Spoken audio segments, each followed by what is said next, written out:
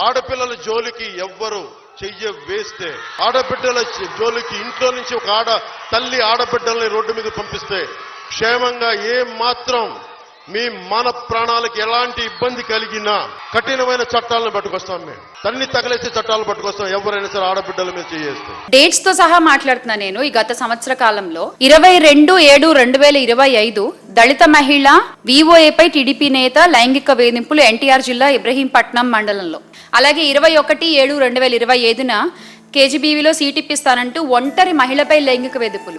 పాపం భర్త చనిపోయి 2 పిల్లలతో ఆ తల్లి కూలి పనులు చేసుకుంటూ ఆ పెద్ద పిల్లని చదివించుకోవడం కోసం ఆ కేజీబీవీలో సీటు కోసం అడిగితే ఆయన మాట్లాడిన మాటలేంటి, నువ్వు నా దగ్గరికి వస్తేనే నీ పిల్లకి సీట్ దొరుకుతుంది అంట. అంటే భర్త లేని మహిళలకి మీ నాయకులు ఇచ్చేటువంటి రక్షణ ఇది. అలాగే 21/7/2025 జాబ్ కోసం కమిట్మెంట్ ఇవ్వాలంటూ టీడీపీ కార్యకర్త సత్సే జిల్లా హిందూపురం ప్రభుత్వ ఆసుపత్రిలో పనిచేసిన శానిటేషన్ వర్కర్ ని కాల్లో ఏ విధంగా మాట్లాడారో ఆ వీడియో ఎంత వైరల్ అయిందో మనందరం చూసాం. 3/7/2025 యువతిపై టీడీపీ కార్యకర్త లైంగిక దాడి. తిరుపతి జిల్లా నాయుడుపేట పట్టణం అగ్రహారపేట అరుణతి కాలనీకి చెందిన ఒక యువతిపై టీడీపీ కార్యకర్త మొండెం ఉదయ్ లైంగిక దాడికి యత్నించారు.